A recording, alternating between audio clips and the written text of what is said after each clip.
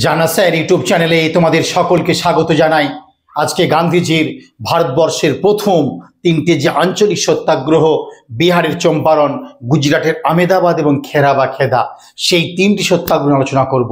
প্রসঙ্গত উল্লেখ্য যে এই সত্যাগ্রহ নিয়ে প্রায় 22খানা সত্যাগ্রহ নিয়ে একটি ভিডিও আমার আপলোড হয়েছে এই চ্যানেলে। প্রত্যেকে সেই আপলোডটা দেখে নিও, ভিডিওটা দেখে নিও। ফলে 18টা সত্যাগ্রহে আমি ডিটেলস আলোচনা করব। আজকে গান্ধীজি ভারতবর্ষে আগমনের 2 বছরের ব্যবধানে, অর্থাৎ 1915 সালের 9 জানুয়ারি তিনি ফিরলেন মুম্বাইয়ের অ্যাপেলো বন্দরে। তারপর গুজরাটের পোরবন্দরের সন্নিকটে গিয়ে সেই সবরমতী আশ্রম প্রতিষ্ঠা করলেন। সে আশ্রমগুলো নিয়ে ভিডিও আপলোড করে দেবো আস্তে আস্তে করে। আজকে 3টে সত্যাগ্রহ, চম্পারণ, আমেদাবাদ এবং খেরা। আমরা মৌখিকভাবে চম্পারণ, খেরা, আমেদাবাদ বলি, কিন্তু 15ই মার্চ আমেদাবাদ, 22শে মার্চ শুরু হয় খেদা বা খেরা বা খৈদা। সেক্ষেত্রে আমরা আজ থেকে বলবো চম্পারণ, আমেদাবাদ, খেরা। প্রত্যেকের কাছে আবেদন, যে সত্যাগ্রহ নিয়ে ভিডিওটা আপলোড আছে প্রত্যেকে সেটা দেখে নেবে, তাহলে আরও সুবিধা হবে এটা বুঝতে। আজকে আলোচনা করব চম্পারণ, আমেদাবাদ, খেরা। একটা বিশাল বড় মিল আছে। গান্ধীজির জন্মদিন, মৃত্যুদিন দুটোই শুক্রবার ছিল, আর গান্ধীজির 3টে সত্যাগ্রহ শুরু হয়েছিল শুক্রবার দিনে। মারাত্মক তথ্য মনে রাখবেন। গান্ধীর জন্ম 1869 2 অক্টোবর সেটি, এবং 1948 30শে জানুয়ারি গান্ধী যে মৃত্যুবরণ করলেন বা তাকে মারা হলো নাথুরাম বিনায়ক গডসে এবং নারায়ণ আপ্তে দ্বারা দিল্লির বিড়লা হাউসে, তাই না, যার এখন নাম গান্ধী সদন। সেই দুটো ঘটনা কিন্তু শুক্রবার ছিল। আর এই চম্পারণ এবং আমেদাবাদ এবং খেরা 1917 সালের 10ই এপ্রিল চম্পারণে পৌঁছালে এই সত্যাগ্রহ সেখানে শুরু হয়ে গেল। এবং এই যে শুক্রবার 3 সত্যাগ্রহ, চম্পারণ, আমেদাবাদ এবং খেরা, একটি ইন্টারভিউ প্রশ্ন ছিল। ছোট করে বলে রাখি, এই চম্পারণ সত্যাগ্রহের প্রেক্ষাপটটা জেনে রাখা দরকার। এই চম্পারণের যে বিঘা প্রতি 3 কাঠা নীল চাষ করতেই হতো, এই যে 3 কাঠিয়া ব্যবস্থা ছিল, তারই বিরুদ্ধে প্রতিবাদ। রাজকুমার শুক্লা কিন্তু প্রথম প্রতিবাদ করেছিল।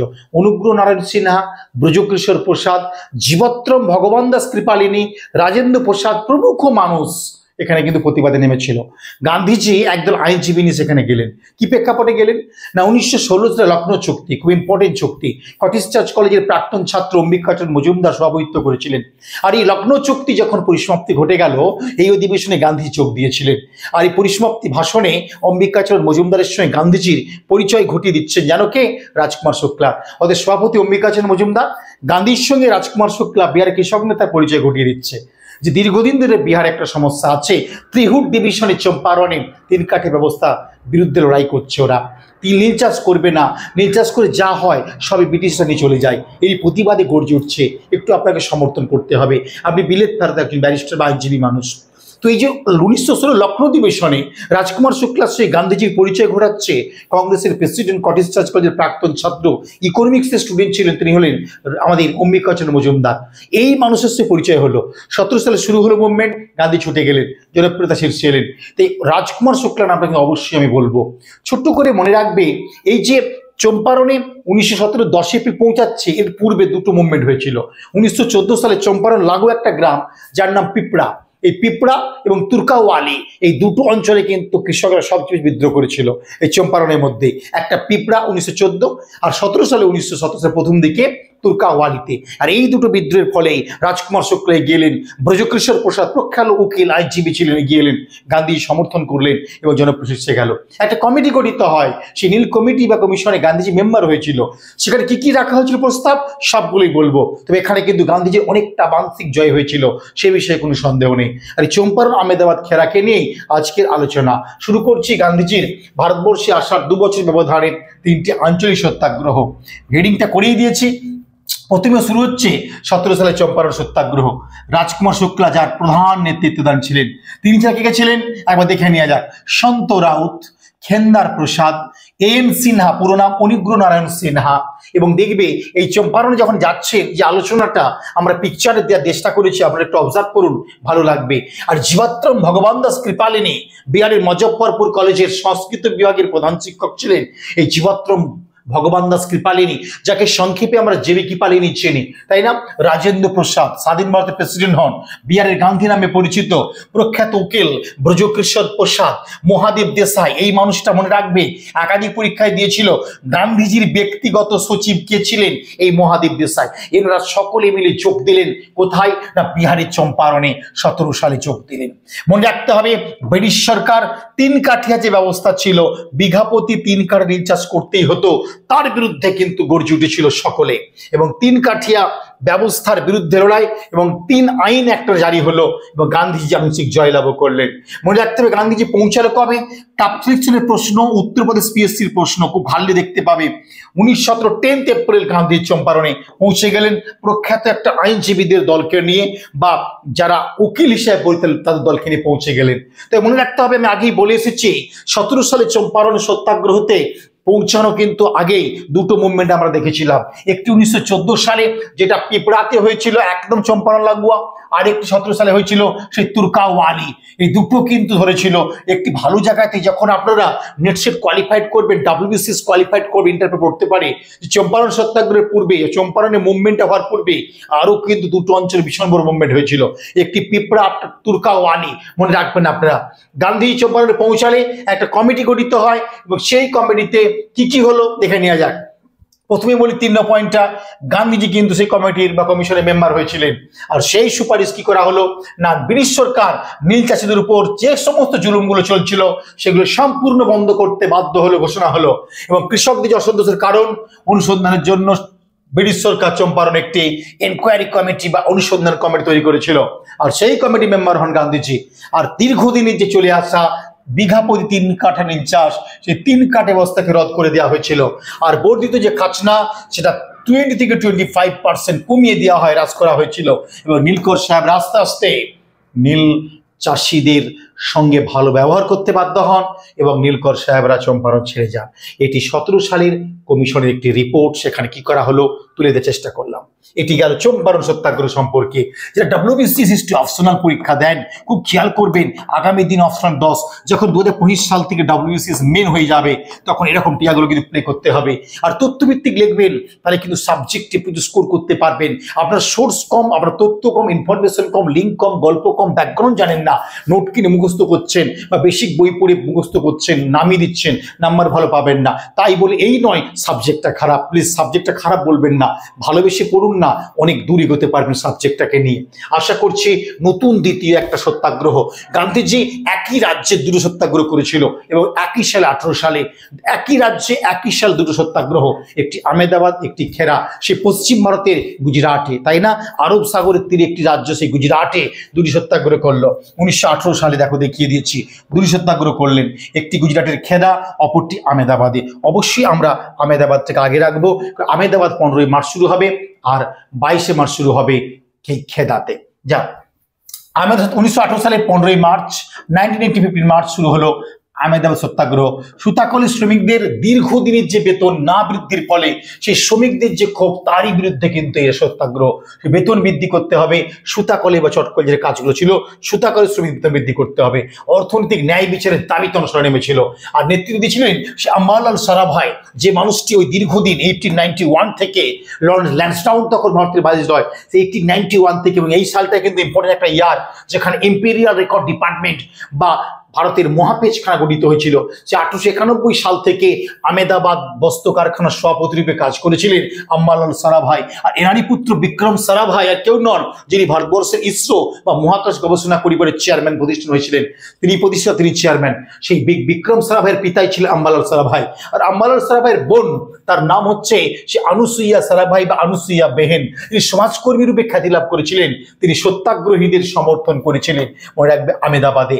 আর আম্বালাল সারাভাই দীর্ঘদিন যেহেতু বস্ত্র কারখানার সভাপতি ছিলেন, তার কাছে গিয়ে চাপটা কিন্তু পড়লো। আহমেদাবাদ শ্রমিকদের নিয়ে গান্ধীজি কি তৈরি করলেন?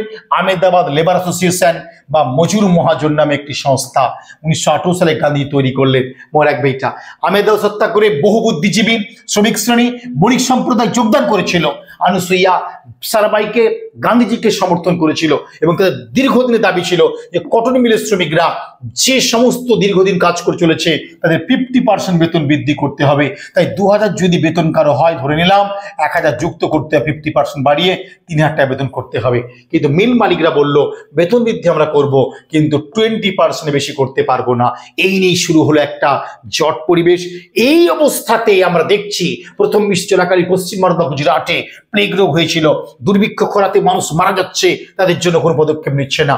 এবং তীব্র 17 সালে দেখছি আমরা বর্ষাতে ফসলগুলো ধ্বংস হয়ে গেল, 17 সালে বর্ষাতে মৌসুমের ফসল ধ্বংস হয়ে গেল, প্লেগ রোগে বহু মানুষের মৃত্যু হয়ে গেল।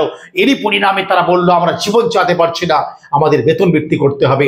আর এই কটন মিলের শ্রমিকরা, সুতাকলের শ্রমিকেরা বেতন বৃদ্ধির দাবি নিয়ে মুভমেন্ট করলো। আর আনুসুইয়া বেহেন বা সারাভাই গান্ধীজি আন্দোলন এগিয়ে নিয়ে গেল, মনে রাখবে এটা। এবং প্লেগ রোগ বর্ষায় প্রায় 10% মানুষ মারা গেছে, গান্ধীজির নেতৃত্বে সত্যাগ্রহ শুরু হলো এবং সফল হলো সত্যাগ্রহ, মনে রাখবে।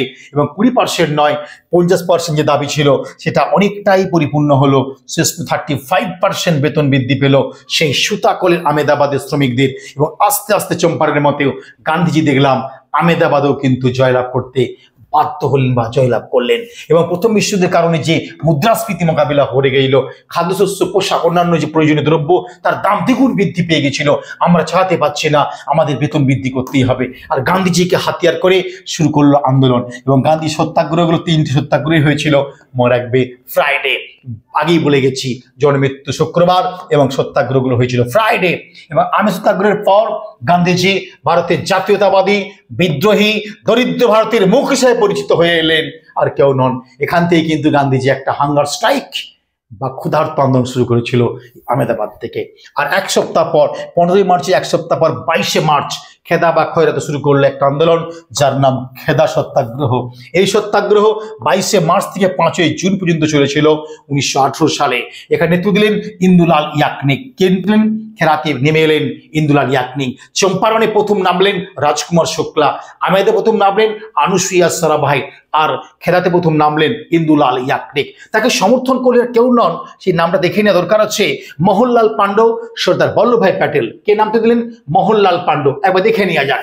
মোহনলাল পাণ্ডব, সর্দার বল্লভভাই প্যাটেল, শঙ্করলাল ব্যাংকার, মহাদেব দেশাই, মহাত্মা গান্ধী, নরহরি পারিক, রবিশঙ্কর ব্যাস প্রমুখ মানুষ খেদায় যোগদান করলেন। আন্দোলন নতুন মাত্রা পেয়ে গেল, মনে রাখবে। এবং এই সর্দার প্যাটেল 1918 সালে আবার বারদৌলি সত্যাগ্রহ করবে। আর এই 3টা আন্দোলন সত্যাগ্রহের মধ্য দিয়ে গান্ধীজি কি করলেন? আস্তে আস্তে ডেভেলপ করলেন। অতএব চম্পারণে কৃষি বিল পাসের মধ্য দিয়ে ভারতবাসীর যে অন্তরে পৌঁছাতে শুরু করলেন গান্ধীজি, তার মাত্রা আরো বেড়ে গেল। আর গান্ধীর জীবনের দ্বিতীয় সত্যাগ্রহ গুজরাটে ছিল এটা। 1 নম্বর আমেদাবাদ আর 1 নম্বর ছিল খেদা। তাহলে খেদা এবং আমেদাবাদ গান্ধীর জীবনের দ্বিতীয় সত্যাগ্রহ ছিল। ভারতের গুজরাটটা উল্লেখ করে দিলে আরো ভালো হয়, মনে রাখবে এইটা। আমেদাবাদ মিন ধর্মঘটের 7 দিন পরে 15ই মার্চ এটি, আর 22শে মার্চ খেদা। 7 দিন পরে 1 সপ্তাহ পরে শুরু হলো। আর খেদাতে হয়েছে দুর্ভিক্ষ, প্লেগ মহামারী, রাজস্ব পরিশোধ করতে পারছে না কৃষকরা, তাদের জন্য কি করতে হবে? ট্যাক্স যেটা নেওয়া হচ্ছে অতিরিক্ত কমাতে হবে। সত্যাগ্রহীদের সেই সমর্থনে আইনজীবীরা বহু সাহায্য করেছিল এবং 23% যে কর বৃদ্ধি করেছে ব্রিটিশ সরকার, তারই প্রতিবাদে শুরু হলো। এবং মোহনলাল পাণ্ডব বললেন যে আমরা অতিরিক্ত কর দিতে পারবো না, আমরা প্লেগ রোগে জর্জরিত, আমাদের খাদ্যশস্য নষ্ট হয়ে গেছে, দুর্ভিক্ষ তোমরা ধ্বংস হয়ে গেছি, আমরা অতিরিক্ত কর দিতে পারবো না। মোহনলাল পাণ্ডব প্রথম ব্যক্তি, মনে রাখবেন, যিনি প্রতিবাদে নামলো অতিরিক্ত কর দিতে পারবো না। তারই সমর্থনে এগিয়ে এলো বিদ্রোহ এবং জাতি, বর্ণ, সম্প্রদায় সকলে চোখ দিয়ে হুঁশিয়ারি দিল আমরা অতিরিক্ত কর দিতে পারবো না। এইখানেও কিন্তু করটি লাঘব করে দেওয়া হয় 23% অতিরিক্ত করটা। অর্থাৎ ভারতবর্ষ ইতিহাসে চম্পারণ এবং খেরা আমেদাবাদ সত্যাগ্রহগুলো আমরা দেখছি আস্তে আস্তে করে যে সেখানে গান্ধীজি জয় জয়কার করছে, কিন্তু মনে রাখবে এইটা। ওকে, তো আজকে আমরা এখানেই রাখলাম। কেমন লাগছে একটু জানাবে। যারা এইরূপ তথ্যগুলো ডিটেলসে পেতে চাইছো, যেমন প্রস্তুতিকে আমি করে আসতে পারবো, অবশ্যই আপনারা ইন্ডিয়ান হিস্ট্রি বা নার্সারি স্টাডি করবেন। হিস্ট্রি অফ সোনোরাও এই বইটা পড়বেন, ভালো লাগবে। পশ্চিমবঙ্গের ইতিহাস বিষয় যদি এগোতে চান, সারা পশ্চিমবঙ্গের মধ্যে আপনি আসতে পারেন দায়িত্ব মানুষ করার। অনলাইন সারা বাংলার জন্য ক্লাস চলছে, অফলাইন শনিবার রোববার ক্লাস চলে, আমরা আসতে পারেন কলেজ স্ট্রিটে। আজকে এ পর্যন্ত রইল। কেমন লাগলো ভিডিওটা একটু জানিও। বাই।